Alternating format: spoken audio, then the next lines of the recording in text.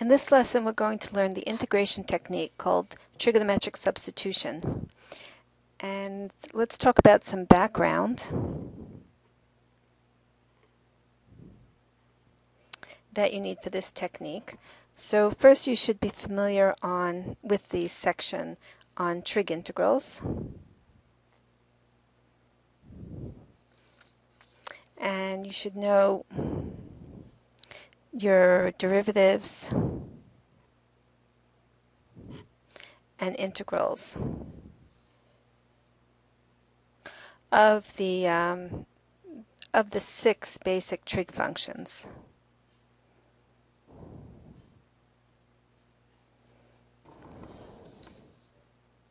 Trig functions. And you should know some basic trig identities.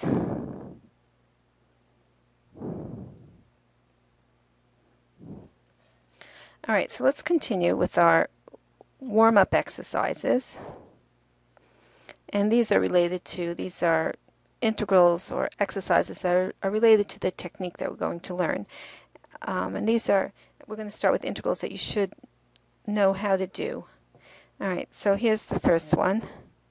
Let's look at the integral of 1 minus sine squared theta d theta.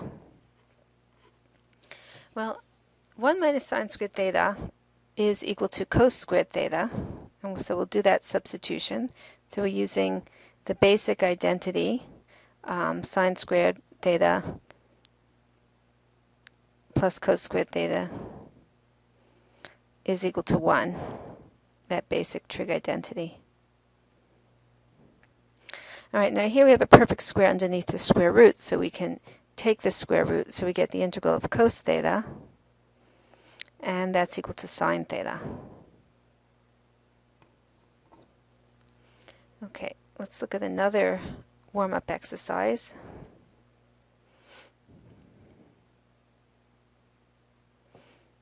So we have the integral of 1 over the square root 4 plus 4 tan squared theta d theta. Okay, let's just factor out the 4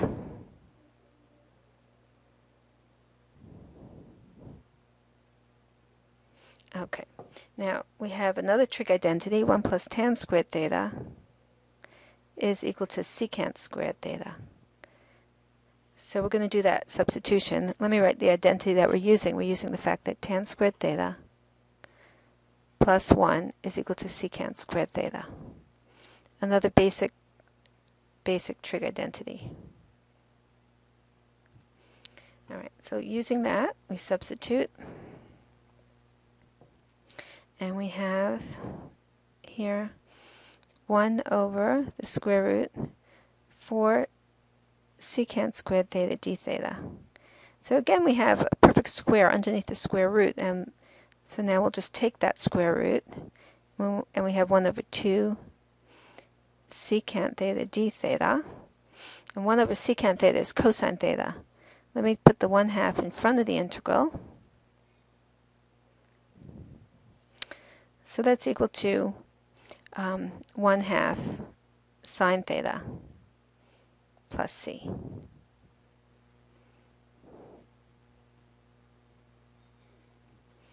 And one last warm-up. Let's look at the integral 1 over the square root 25 secant squared theta minus 25 d theta. And at this point you might see a pattern here. We're going to factor out the 25, and here we have secant squared theta minus 1. So we're going to use the same trig identity that we have above here, this identity. Secant squared theta minus 1 is equal to tan squared theta. Just subtract 1 from both sides of that identity. So this, using the same identity, we're going to replace secant squared theta minus 1 with tan squared theta. And again, we'll get a perfect square underneath that square root.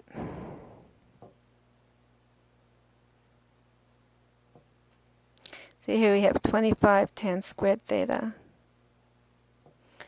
d theta, and we'll take the square root.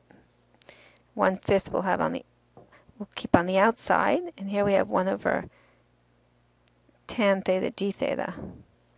Now, another trig identity, tan theta is equal to sine theta over cosine theta.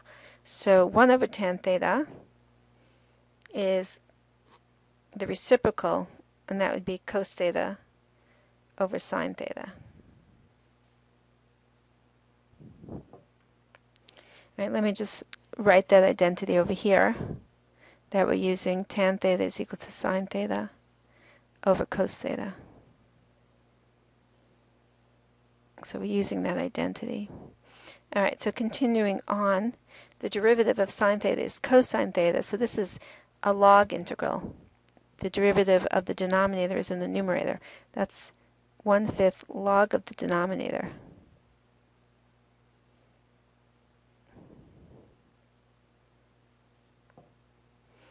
Okay, so that's it for our warm-up exercises. Okay, we finished with our warm-ups, and now we're going to go on to our technique. All right, we saw in the warm-ups when we have this sort of integral. This was our first warm-up. This square root simplifies because 1 minus sine squared is equal to cos squared, so we can take advantage of our trigonometric identity to get this to simplify. Well, let's say we're in this situation where instead of sine squared theta, we just have simply variable x, 1 minus x squared. You know, it would be nice if we could do something like what we did over here, some sort of substitution.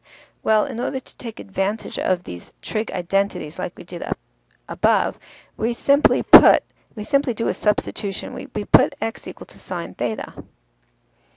Now we can do that change of variables as long as we also substitute dx is equal to cos theta d theta. And then we end up in a situation where we can use our trig identities. So we do have 1 minus sine squared theta here, and we also have cos theta d theta. And this radical simplifies to, this is cos squared theta underneath the square root, and once we take the square root, we end up with the integral of cos squared theta. So we'll see, we'll continue this later. But anyway, let's, so what we are looking at is we're looking at an integral of this form that will integrate using what's called a trig substitution. That's what this is. This x equals sine theta, that's a trig substitution that we do in order to take advantage of trig identities to help us simplify an integral. All right, so let's look at different situations where it's appropriate to use a trig substitution. The first situation is if we have in our integrand something like a squared minus u squared. Now, u squared can be equal to x squared. A is a constant, or it can be something like 2x squared. We might have something like here, let's say 1 minus 4x squared. In that case, u is equal to 2x. All right. So if we have something like this, then if we put u equal to a sine theta, okay, then we can use trig identities to simplify the radical, and du is a cosine theta d theta. So that'll be one situation. Okay, let's look at a second situation. Let's say we have a radical, and underneath the radical we have something like u squared minus a squared. Here the variable's first, and a is the constant. The constant is second. So this would be something like, let's say 4x squared minus 1, or 4x squared minus 25. And in this case, we put u equal to a secant theta, and du is a, the derivative of secant, that's secant theta tangent theta, d theta. And we take advantage of another trig identity, and that'll simplify. And here's the third case. There are three cases. The third case is underneath the radical we have a sum, u squared plus a squared, or sometimes we don't even have a radical, sometimes just u squared plus a squared. is in our integrand, and sometimes this trig substitution helps. So in this case, we put u equal to a tangent theta, and du is equal to a secant squared theta d theta.